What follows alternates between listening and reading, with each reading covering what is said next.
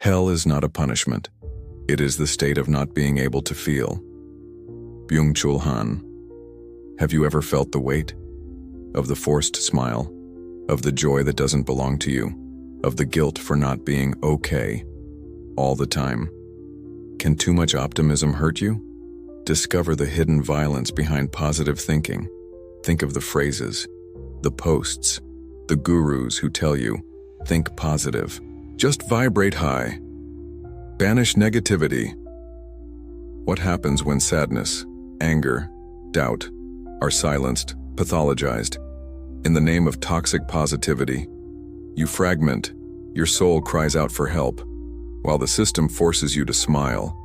Byung-Chul Han, the philosopher who unveiled the performance society, warns us, the imposition of superficial positivity denies the complexity of human experience and silences suffering. You were programmed for denial, for self-deception, to believe that truth is always light and love. But what happens when your own pain is treated as an enemy to be eliminated? You become a prisoner of a facade, of a mask that suffocates you. If this provocation hit you, if you feel the violence of this imposed smile, this video is a brutal mirror, ready to shatter the illusion, ready to face the dark side of light. You weren't born with a need for blind optimism. You were born with the capacity to feel all emotions, the duality of existence, joy and sorrow, light and shadow. But you were programmed for the bright side, for the denial of pain, for the incessant pursuit of a state of euphoria that never sustains. From an early age, they told you, don't cry, be strong, focus on the positive. This is behavioral engineering in its cruelest form, a system that forces you to be your own emotional censor, to internalize the guilt for not being okay all the time, transforming your vulnerability into weakness. You were conditioned to seek instant relief for any discomfort, because sadness is seen as unproductive, and anger as negativity to be banished. Think of the intermittent positive reinforcement of wellness, a like on the optimistic post, a compliment for handling pain well. All this addicts you to the performance of happiness. Just as Skinner observed, you are rewarded for suppressing your truth, and behavioral finance enters here brutally. The positive thinking industry, of instant happiness gurus, of supplements to boost your mood. All of this capitalizes on your silenced suffering. You spend money on superficial solutions that promise to cure your negativity, but keep you trapped in the cycle that causes it. After all, the system doesn't want you to feel the pain. It wants you to buy the anesthesia and keep smiling. Robert Cialdini, in his Laws of Persuasion, shows how social proof, everyone's happy, and authority, optimistic celebrities and coaches, are used to manipulate your acceptance. That denial is the path to peace. You are indoctrinated to love the prison of positivity because it promises acceptance, belonging, instead of the freedom to be authentic, to feel, to be fully human. If this programming resonates with you, comment below. I question my toxic positivity. You feel increasingly guilty for feeling anger, for feeling sadness, for not being able to be okay all the time. This is your internal fragmentation. The price of your soul surrendered to the dictatorship of positivity. The shadow, according to Carl Jung, is everything you deny within yourself. Your authentic suffering, your raw vulnerability, your capacity to cope with pain. They were silenced, pushed into the unconscious dark, in the name of happiness, of forced well-being, of vibrating high, and what you repress controls you, sabotages you, hence the inexplicable anxiety, the silent depression, the feeling that you are defective for not being able to be happy 24/7. Gabor explains that the trauma of emotional repression, of the prohibition to feel, creates a vicious cycle of self-deception, where your own ability to process pain atrophies. You project your shadow onto those who express pain, onto those who complain, onto the negative ones, because seeing authenticity in them means facing your own facade, your own inability to be real.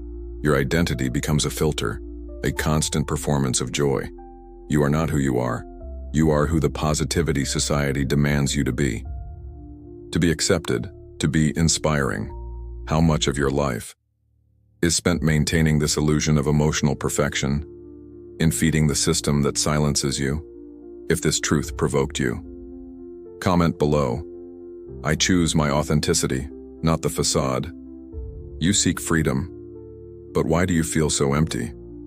Even with endless, positive self-help options, so many happiness gurus, so much inspiration within reach, because this is false freedom, a prison disguised as empowerment, the freedom to choose your positive mantra, but not the freedom to feel your own pain, the freedom to manifest abundance, but not the freedom to question real scarcity. The system sells you the illusion of emotional mastery, of the ability to create your own reality. It transforms your need for meaning into a dopamine trap of ephemeral optimism spikes that never fill the yearning for a deep truth. Think of the toxic positivity industry. It doesn't need to force you to be happy. It just needs to reward superficiality, denial, the empty discourse that everything will be okay, and profit flows. This is happiness capitalism. It profits from your sadness, from your anxiety, from your search for quick relief, your vulnerability, your soul, all monetized by the engine of forced positivity. Behavioral finance operates here brutally.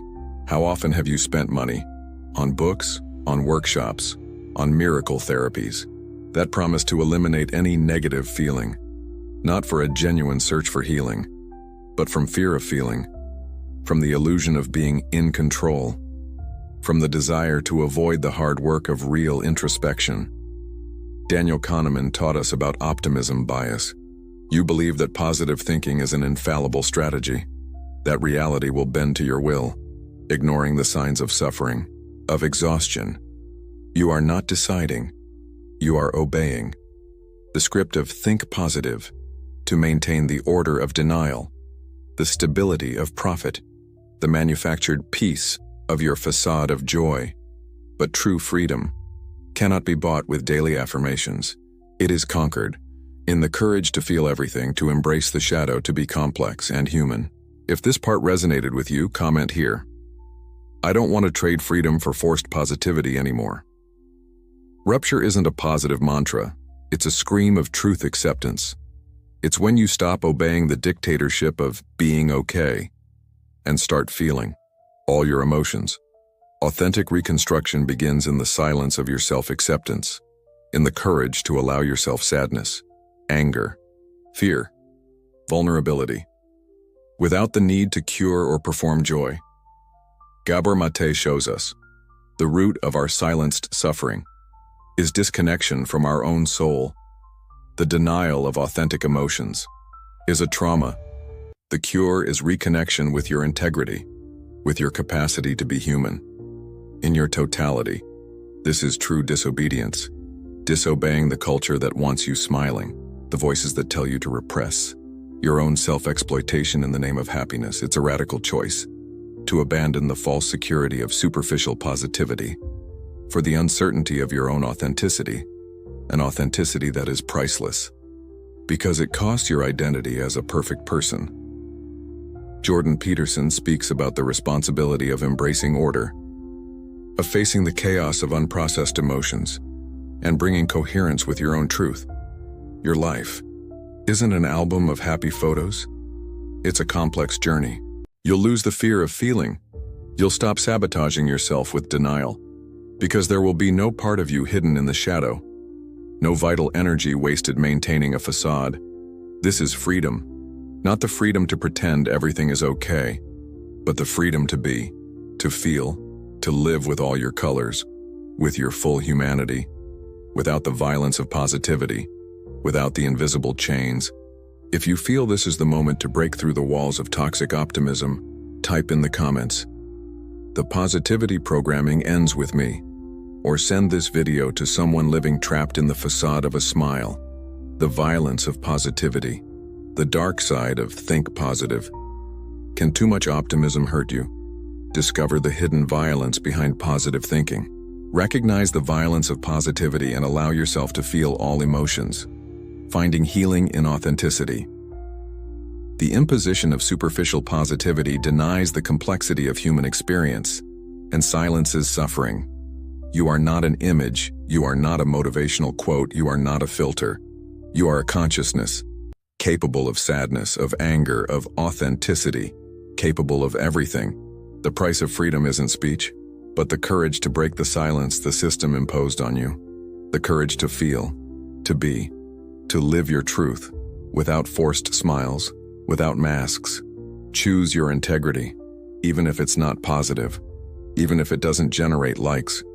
This is your deepest freedom, to be who you truly are, beyond the facade, beyond toxic positivity, beyond the violence of light.